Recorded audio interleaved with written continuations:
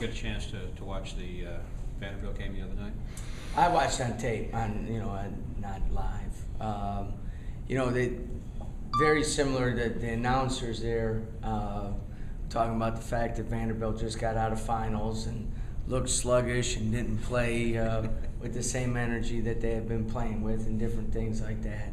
I guess it's a curse of the high academic schools sometimes after finals, but they're good. They can hurt you in a lot of ways.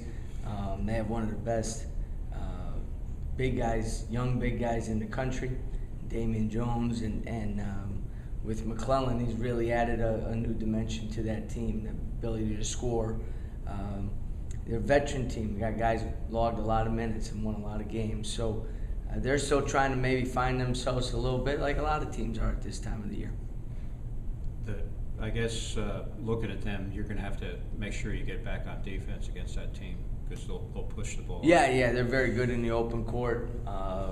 Good at getting to the free throw line from the open court situation. McClellan is averaging, I think, over 5-6 points a game at the free throw line. That's how you score a lot of points. You get 5-6 points every game at the line. So, and they have really good quickness. Obviously with Parker being an Atlanta kid who's a great athlete, super explosive. Fuller, they play three guards a lot, and so transition defense. Those are points in close games, and in this case, road games that make the difference in the game. You can't give up easy open court baskets. Coach, accepting your drop off in energy or whatever, the sluggishness from the Kennesaw State game coming out of finals and so forth, when you've got a winning streak going, is there ever a concern that you got to work on the guys to keep them from beginning to take for granted that they're doing enough right things to keep it going? Well, I make pretty good sure of that.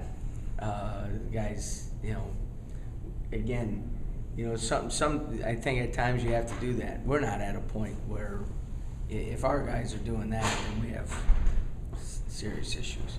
You know what I mean?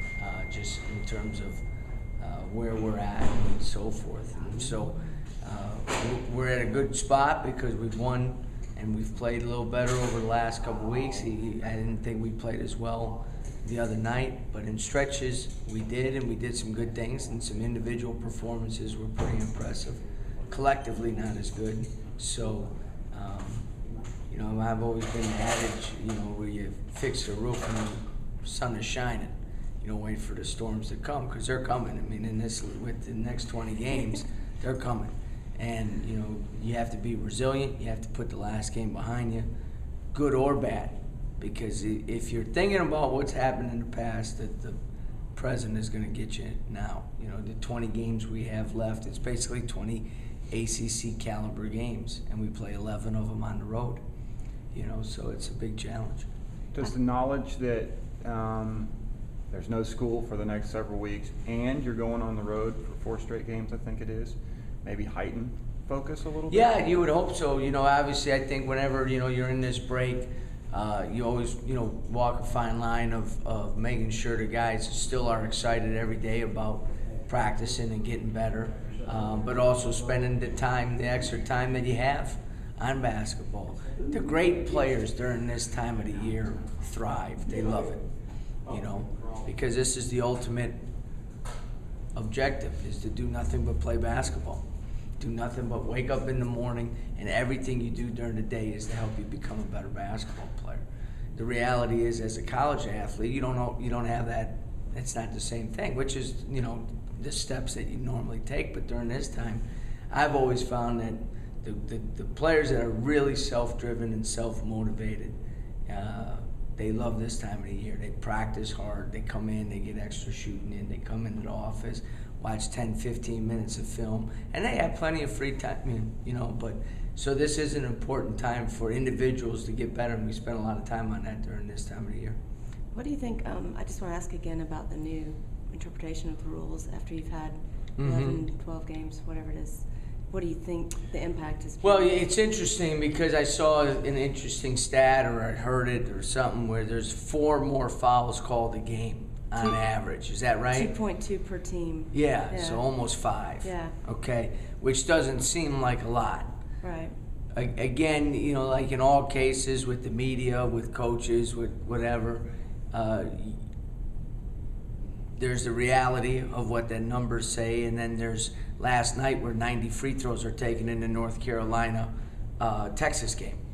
You know what I mean? Or I watched the Vanderbilt Butler game, and it seemed like, you know, it's just a free throw contest.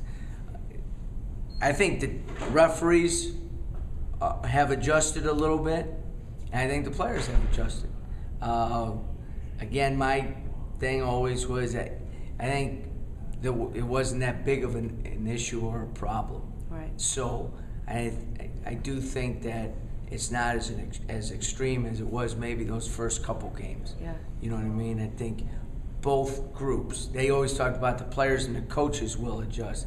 I think the referees have adjusted, but I think, you know, it is what it is, and you got to play that way, and it will come up again like it did last night. You know, North Carolina loses a game, and they missed 26 free throws. You know what I mean? And you know, it's going to cost teams games, both the fouls and the ability to make free throws. Well, then you had Pittsburgh, Cincinnati the other day, like 44-43 or something. Yeah, good old, like kind of, you know what I mean? You know what I mean? But I didn't get to see that one yet. So was it ineptitude, or because it was like 20-20 at halftime? Or yeah, right? I think it was just good defense. Good Yeah. defense, yeah. You know, both those teams are big. Both those teams are physical. You know, again, I still say you can be physical without fouling. You know, and you're starting to see now where I think early in the year guys are just putting their head down and driving and chucking stuff up and getting fouls called. I think the referees are now saying, well, wait a minute, that's a non-basketball play. Right. Let's You know not what I reward mean? it. We're not going to Yeah. reward a non-basketball. That's not the intent of the rule. The intent of the rule is if a guy's cutting, driving, whatever, and I have two hands on him or arm bar and stopping that good offensive play, then it's a foul. But if a guy is, you know, I think that's been the slight change within the refereeing, which is good. And your guys, are you still coaching them up on that? I mean, I guess you're just gonna. Yeah, I mean, every day, you know, we've added another, you know, terminology, coaching point, teaching cue in our defense. You know, we always talk about high hands and active hands. You know, when you close out with a high hand to take away the three. Keep active hands to pressure the pass. Now, as soon as the ball's on the floor, we tell them to show your hands.